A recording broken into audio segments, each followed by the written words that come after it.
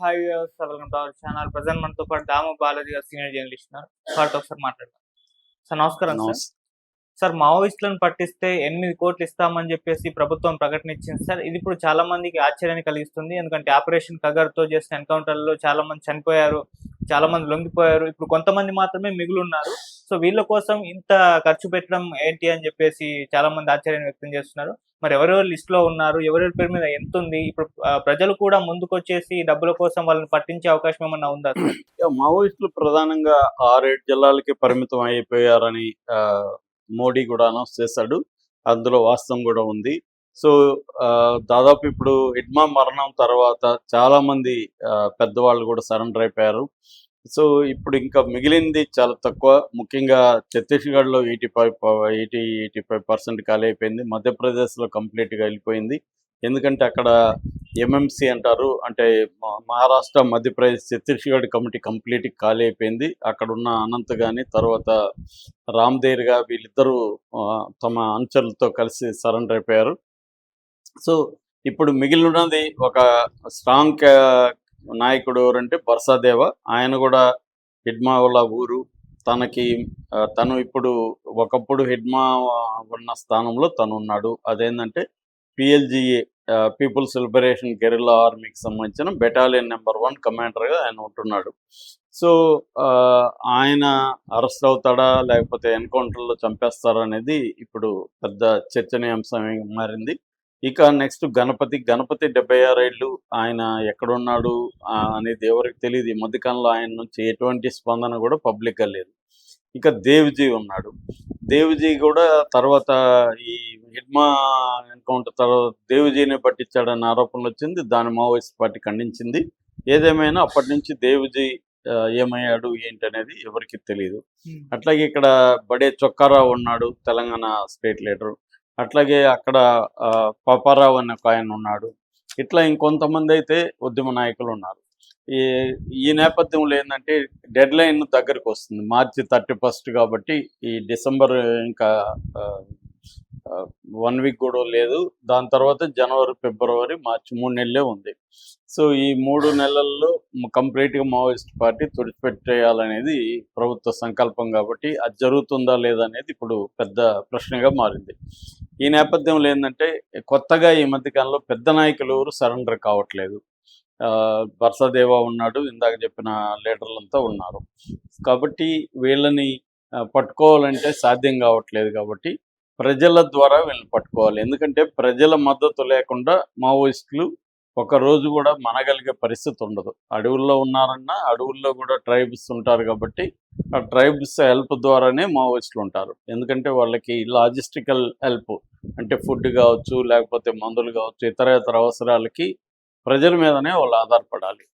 So అందువల్ల మా ప్రజల్ని కరప్ట్ చేసి ప్రజలకి డబ్బు ఆశ చూపించి వాళ్ళ ఆచూకీ చెప్పమని ప్రజలని మనం ప్రలోభపరిస్తే కొంత పట్టుకోవచ్చు అనే స్ట్రాటజీ ఇంతకు ముందు కూడా ఉంది. ఇప్పుడు అది పెద్ద ఎత్తున అమలు చేస్తున్నారు. ఇప్పుడు కొత్తగా మావోయిస్టులను పట్టిస్తే 8,40,00,000 ప్రకటించారు.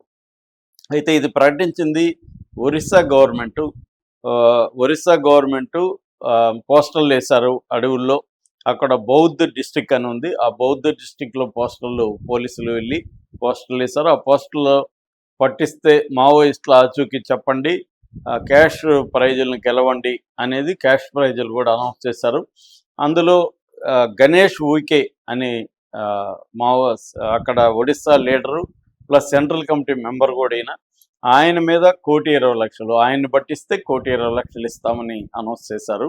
అట్లాగే Sudarshan alias Vikash, Niranjan Raut alias Nikhil, Rashmita Lenka alias Ankita, Krishna alias Sukkuru, తర్వాత నీయ అనే ఒక 6 మందికి కలిపి 65,00,000. ఈ 6 మందిని పట్టిస్తే 65,00,000 ఇస్తామనేది అనౌన్స్ చేశారు. అట్లాగే ఒక 2 లీడర్స్ ఉన్నారు, స్టేట్ లెవెల్ లీడర్స్. వాళ్ళకి 37.5 లక్షలు. తర్వాత వాళ్ళు వచ్చి మిలిటరీ ప్లాటూన్ కమాండర్స్ 2. అట్లాగే ఒక 10 మంది డివిజనల్ కమిటీ మెంబర్లు. వాళ్ళ 10 మందికి ఒక్కొక్కరికి 32 లక్షలు. ఇందాక చెప్పింది మిలిటరీ ప్యాటర్న్ ఇద్దరికి ఒక్కొక్కరికి 35 లక్షలు. అట్లాగే ఇక్కడ 10 మందికి ఒక్కొక్కరికి 32 లక్షలు, ఒకరిని పట్టిస్తే 32 లక్షలు. ఇందాక చెప్పిన స్టేట్ కమిటీలో 65 లక్షలు వచ్చి 6 మందికి ఎవరిని పట్టించినా 65 లక్షలు. ఇలాగా ప్రలోభపరుస్తున్నారని చెప్తాం. దీని మీద ఇప్పుడు విమర్శలు వస్తున్నాయి. ఎందుకంటే ఎవరైనా సరెండర్ కావాలంటే వాళ్ళు ఎక్కడి నుంచో అడవుల్లో నుంచి రావాలి. ఆ వచ్చే క్రమంలో ప్రజలు చూసి వీళ్ళని పట్టిస్తే మనకి డబ్బులు వస్తుందని వీళ్ళని పోయి పట్టుకొని పోయి ఎవరికన్నా పోలీసులకు అప్పగించి వాళ్ళు వీళ్ళని కాలిస్తే మనకి ప్రమోషన్ వస్తుందనో డబ్బులు వస్తుందని వాళ్ళు కూడా కాల్ చేస్తే ఎలాగా? అంటే సరెండర్ అవ్వాలనుకున్నా కూడా ఒక అవకాశం ఇవ్వాలి. ఇటువంటి పరిస్థితుల్లో వీళ్ళు ఇంకా డెడ్ లైన్ ఉంది, డెడ్ లైన్ దాటినాక ఇలాంటిది ఇస్తే అర్థం చేసుకోవచ్చు. డెడ్ లైన్ ఉంది కదా, ఈ లోపల సరెండర్కి వీళ్ళే పిలిపిస్తున్నారు. మరోవైపు ఇటు పోస్టర్లు వేశారు, ఇంకొక పోస్టర్లు కూడా వేశారు. ఆ పోస్టర్లో మావోయిస్టులకి పిలుపు అని చెప్పి మీరు సరెండర్ అవ్వమని చెప్తున్నారు. సో సరెండర్ అవ్వాలంటే కూడా సేఫ్టీ ఉండాలి. సేఫ్టీ కారిడార్ అంటారు. సేఫ్టీ కారిడార్ని ప్రొవైడ్ చేయాలి. అంటే సరెండర్ అయ్యేటప్పుడు పోలీసులు కూంబింగ్ అవన్నీ లేకుండా ఉండడం అవన్నీ చేయాలి. ఇప్పుడు ఈ పోస్టర్లు వేస్తే జనాలు డబ్బులు కాసులు పడి వీళ్ళని పట్టిస్తే మనకి డబ్బులు వస్తాయని వీళ్ళని పట్టిస్తే సరెండర్ అయ్యే పరిస్థితి ఉండదు, ప్రాణాలు కోల్పోతారు. అంటే సరెండర్ అవ్వడం కూడా రిస్క్ అవుతుంది. మరి ఇలా ఎందుకు చేస్తున్నారు అనేది అంటున్నారు. అందుకని ఇప్పుడు మావోయిస్టులు సరెండర్ అవ్వాలంటే ఏం చేస్తున్నారంటే ఆ ఏరియాలో ఉండే ప్రముఖ జర్నలిస్టులు కావచ్చు, లేకపోతే యూట్యూబ్ ఛానళ్ళ ఓనర్లు కావచ్చు, వాళ్ళని పట్టుకొని వాళ్ళని కెమెరాలు తీసుకురమ్మని వాళ్ళని కూడా ట్రావెల్ కమ్మని వాళ్ళతో కలిసి బయటకు వస్తున్నారు. మనం చాలా ఈ మధ్యకాలంలో చూసాం. ఆసన్న దగ్గర నుంచి చాలామంది అదే పద్ధతిలో చేస్తున్నారు. మొన్నొచ్చిన రామ్దేర్ కానీ అంతకుముందు అనంత్ కానీ వీళ్ళు కూడా అదే పద్ధతిలో చేశారు. ఎందుకంటే ఈ భయం ఉందన్నమాట. ఇన్ఫార్మర్లు ఉండొచ్చు, వీళ్ళంటే కోపం ఉండే వాళ్ళు ఉండొచ్చు, లేదా డబ్బులు కాసిపడి వాళ్ళు ఉండొచ్చు. వీళ్ళు ఏం చేస్తారంటే వాళ్ళు వచ్చే క్రమంలో వాళ్ళ మీద అటాక్ చేయడం కావచ్చు, లేకపోతే వాళ్ళని పట్టి పోలీసులకు అప్పగించడం కావచ్చు చేసే అవకాశం ఉంది.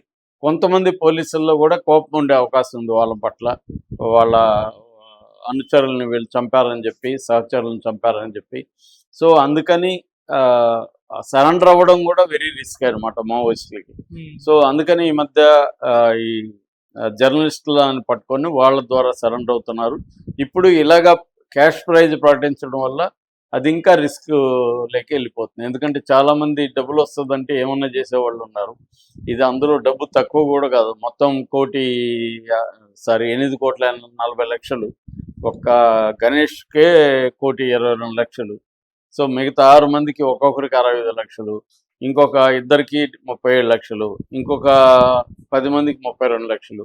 అంటే కింది స్థాయిలో 32 లక్షలు ఉంది, పై స్థాయిలో 1,20,00,000 ఉంది. మరి ఈ స్థాయిలో ఉన్నప్పుడు ప్రజలు పట్టించేసే అవకాశం ఉంది. వాళ్ళు నిజంగా అడవుల్లో పోరాడుతుంటే పట్టించినారంటే అదొక పద్ధతి.